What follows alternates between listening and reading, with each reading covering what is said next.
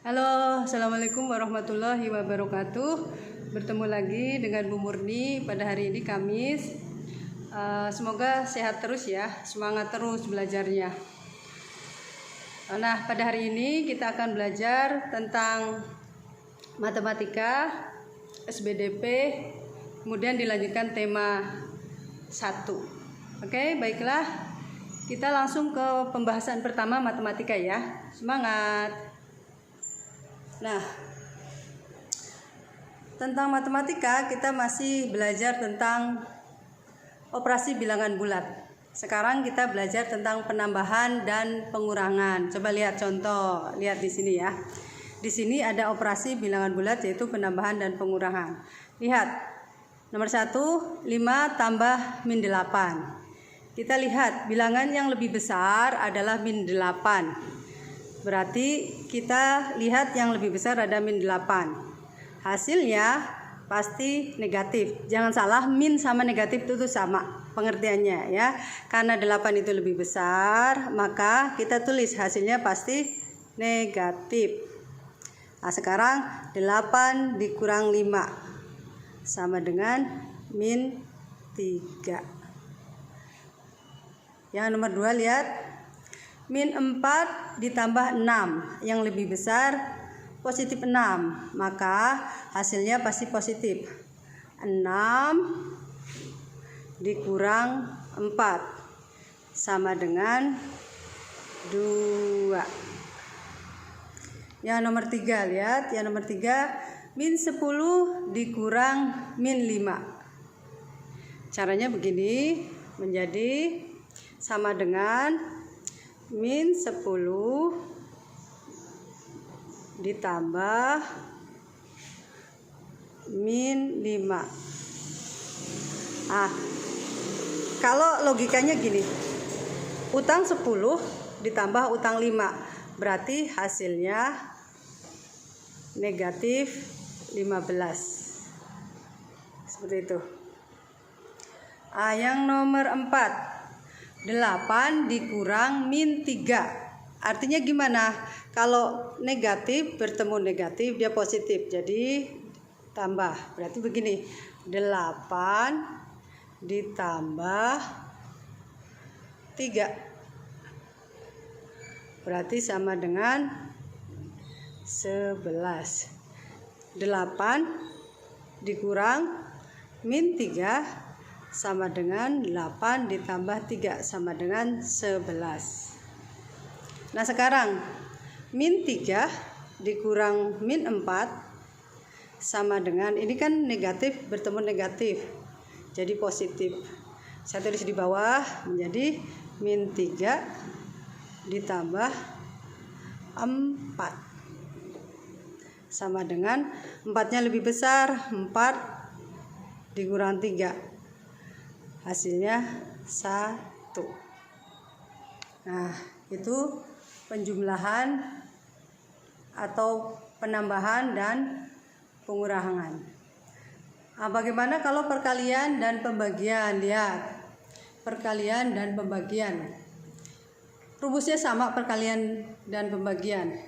Jika tandanya sama, maka hasilnya positif. Jika tandanya berbeda atau beda, maka hasilnya negatif. Maksudnya gini, contoh perkalian. Positif dikali positif sama dengan positif. Ini tandanya sama, positif. Negatif dikali negatif, hasilnya positif. Ini kan tandanya sama, positif, negatif, maka hasilnya positif. Tapi kalau tandanya beda, maka hasilnya negatif. Maksudnya gini, positif dikali negatif, hasilnya negatif. Negatif dikali positif sama dengan negatif. Contoh, kita contoh.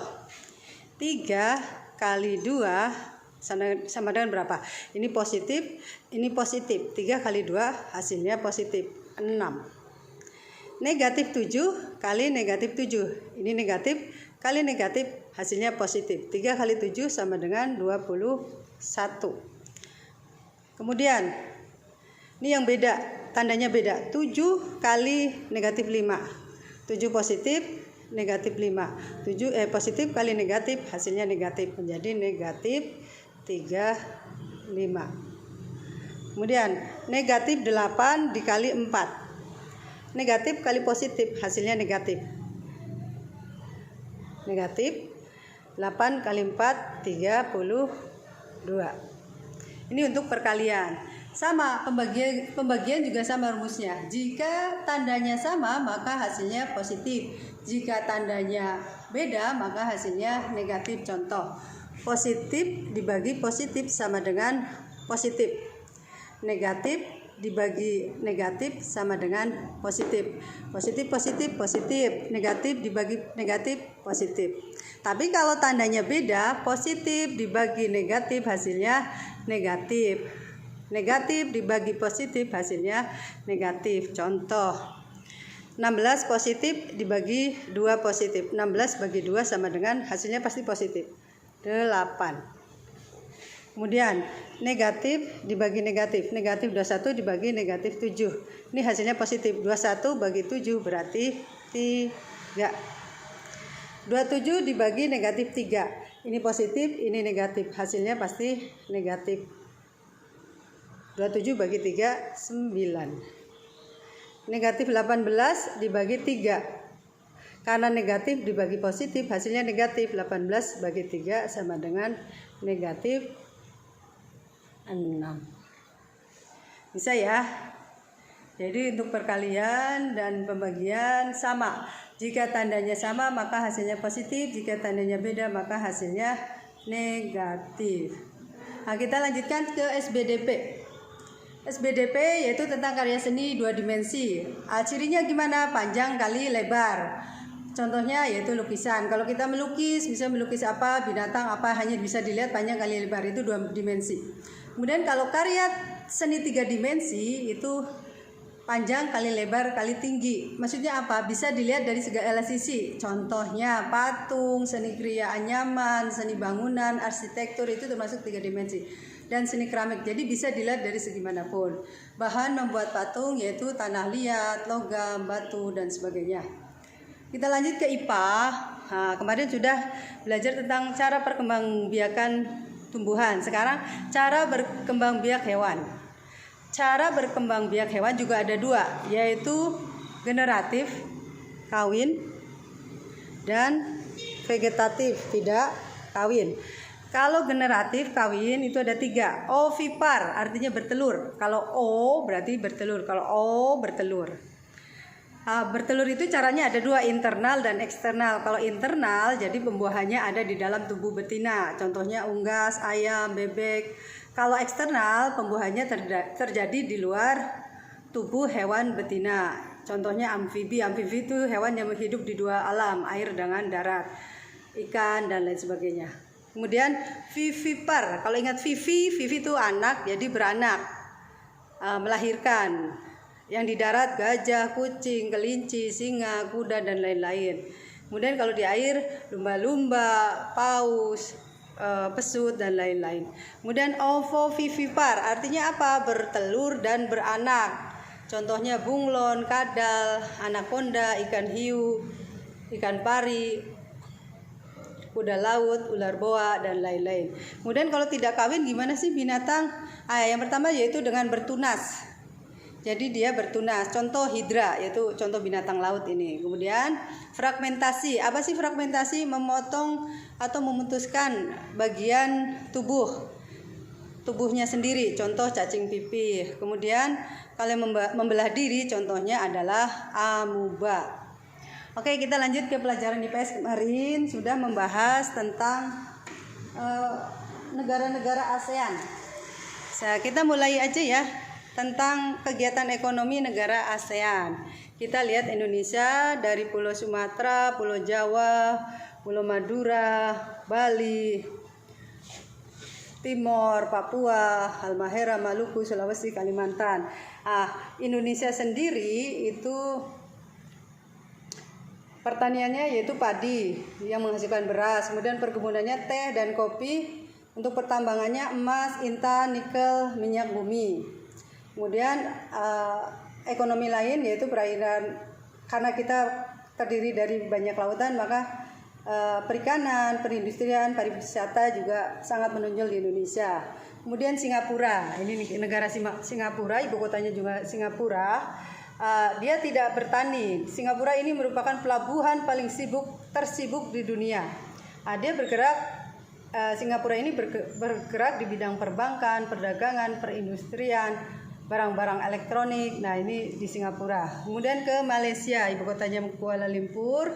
Malaysia ini pertaniannya juga padi. Kalau untuk perkebunan, teh, karet, minyak sawit, kopra, lada. Hasil pertambangannya biji timah, bauksit, biji besi, dan minyak bumi. Kemudian Malaysia juga mengekspor barang elektronik. Setelah itu Brunei Darussalam, ibu kotanya Bandar Seri Begawan. Brunei ini sama, hasil pertanian juga padi. Kemudian perkebunannya tebu, lada, kopra. Kemudian untuk pertambangan, untuk Brunei Darussalam adalah minyak bumi dan gas alam. Kemudian hasil industrinya Brunei itu tekstil. Kemudian ke Thailand ibu kotanya Bangkok. Thailand ini adalah penghasil beras terbesar di Asia Tenggara, pengekspor beras terbesar di Asia Tenggara. Kemudian hasil perkebunannya kayu jati. Kalau pertambangannya timah, mangan, yaitu logam transisi yang berwarna perak metalik. Kemudian untuk pariwisata, Thailand ini terkenal dengan pantainya yang sangat indah seperti Pantai Pattaya. Kemudian menuju ke Myanmar, ibu kotanya Naypyidaw.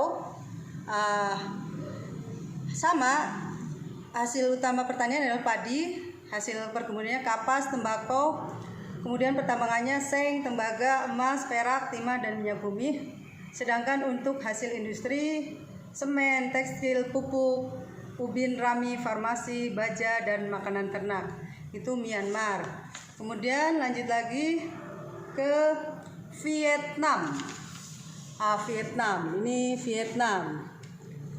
Vietnam ini negara yang hurufnya S, ibu kotanya Hanoi. Lihat seperti huruf S. Hasil pertaniannya sama, padi, jagung. Kalau perkebunan kapas, tebu, teh, tembakau, dan buah-buahan. Pertambangannya emas, biji besi, timah, gamping, fosfat, seng, dan lain sebagainya. Kemudian Kamboja ibu kotanya Phnom Penh. Untuk hasil pertaniannya padi, perkebunan karet. Hasil pertambangannya itu biji besi, emas, tembaga, dan batu bara. Untuk industri sama, tekstil, pengolahan kayu, kertas, semen, dan penggilingan padi. Itu Kamboja. Yang terakhir Filipina.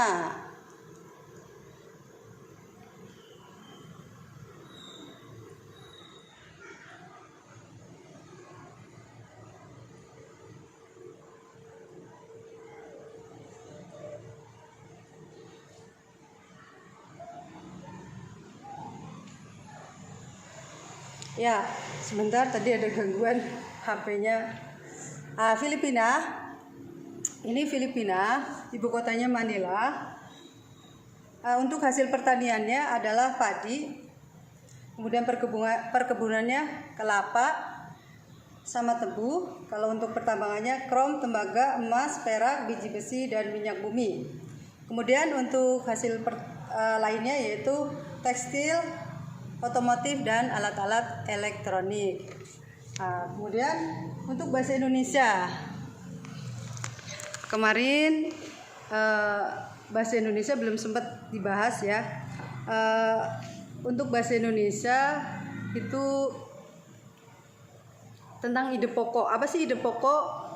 Ide pokok itu gagasan utama dalam sebuah paragraf atau topik ataupun tema yang dibahas di dalam paragraf. Berfungsinya adalah sebagai topik pembahasan. Paragraf itu adalah tulisan yang menjorok ke dalam. Kemudian kalau paragraf deduktif itu ide pokoknya di awal paragraf. Kalau paragraf induktif ide pokoknya di belakang paragraf. Intinya ide pokok itu biasanya di awal kalimat atau di akhir kalimat. Mungkin itu saja yang bisa Bu Muni sampaikan. Ini saya kasih waktu sampai hari Senin. Ya, mudah-mudahan kalian tetap semangat, sukses, dan tidak mengeluh dengan adanya sistem belajar online. Terima kasih. Wassalamualaikum warahmatullahi wabarakatuh.